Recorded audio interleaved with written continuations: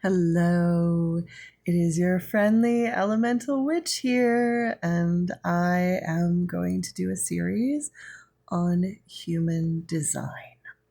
This will be the first of my series, and I want to talk a little bit about the human design system along with the gene keys because they are connected. And I will be on my YouTube channel, I will be separating this out in a different playlist. So if you're not interested in human design or gene keys, you can go ahead and skip. I know that I talk a lot about different magical traditions, but I like to review new stuff. And here I will give a word of advice. So, with magic, there is so much magic out there. There are so many magical systems. There are so many different types of magic and ways in which we can discover our own energies and our own selves. Now, some of it is very old and some of it is very new. And it's up to you to decide which system that you want to learn. It's just like technology. There is old technology and there is new technology. It doesn't mean that either is better or worse. It's all about you discovering you, and it is in everything, the magician, to metnosere, you must learn and know thyself. And it is through knowing yourself that you can figure out if a tradition is right or not for you.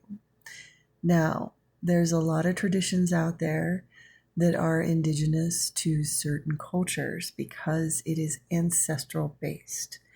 There are also a lot of traditions that are also ancestral and regional based magical practices. And it's because the ancestral magic is tied to the plants and the minerals and the elements and the systems of the very land that those people live on. Most likely, those traditions you will not be invited in unless you have ancestors in that tradition.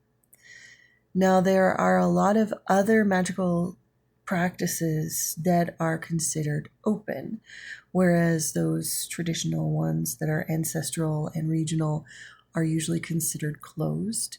And there are a lot of open traditional practices like runes and Seidr, a lot of the Germanic traditions that stemmed into Anglo-Saxon and had a crossover with Druidry in England, and along with the Gauls in France, those magical traditions are pretty much open to the world because of the exclusion, their inclusionary sort of nature of those communities.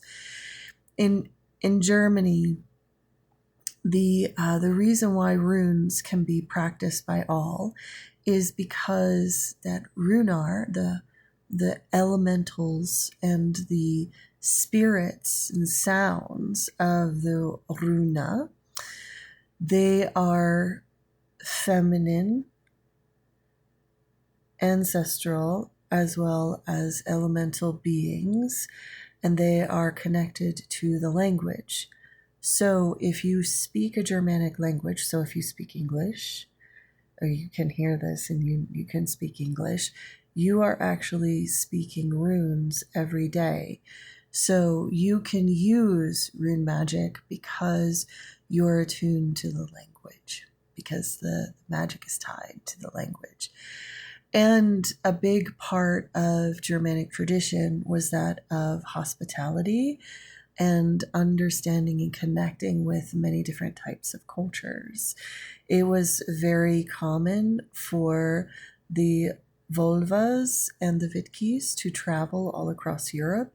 They went as far as Greece to visit with the different oracular and magical temples in the Mediterranean because they wanted to know. This is a big part of what it means to be a German or an Anglo-Saxon witch is to consistently learn. Our Allfather, is Odin, and he is the god of knowledge and wisdom, and he loves all kinds of magic. So those of us who practice runes, we like all kinds of magic too. And so my advice is that if you're going to go around and learn magic, whether it is old or new, closed or open, the best thing you can do is be a good guest wherever you are invited to. Just like the Havamal says, it is important to be a good guest, to come, do not take too much, but to give stories and wisdom and insights, support, and also allow yourself to learn. Be a good guest. And then when it is your turn to teach others, be a good host. Be courteous and kind. Be wise and protective of the things that are important to you. So that is my bit on learning all different types of magic. And I do believe that the human design is a magical system, as well as the gene keys. And I would say the gene keys are actually more of a transmission magical system in which when you meditate on them, they open up different types of energy centers within your subtle bodies, and they can actually change your consciousness. So I will be going over the different types of human design, starting with my own, because that is the one I started with, is figuring out what is my human design type. And then I'll go through the gene keys, the ones that are applicable in my journey, because I'm just starting this. And then I will start meditating on all the others, because I think that as we go into 2027, which it has been said that we are going into a new cross of planning. And, we're going into a new cross.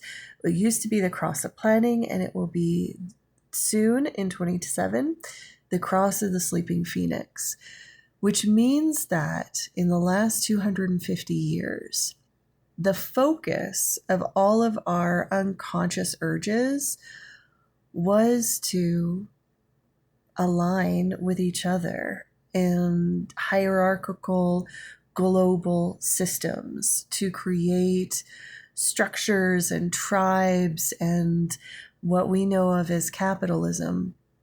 And all of that is going to be changing as of next year. And we're already starting to feel it. People are starting to question the way systems are working, that maybe the institutions that we used to rely on for the last 250 years aren't perhaps the systems that we're going to keep. And we will continue to go through this energetic change, or as some of the human design people call, an evolution of humanity. And as we go through this journey in the next year, we might see a lot of new things happening. Now, as an astrologer, I will say that this also aligns with some of the transits between Pluto and Uranus and Neptune. And if you look at some of the alignments, it is definitely showing that we are going through some kind of very deep change of consciousness in the next, at least in the next 2 to 3 years. So I will start making videos on human design, and this will be number 1. Do magic well, learn a lot. You're amazing and you're worth knowing.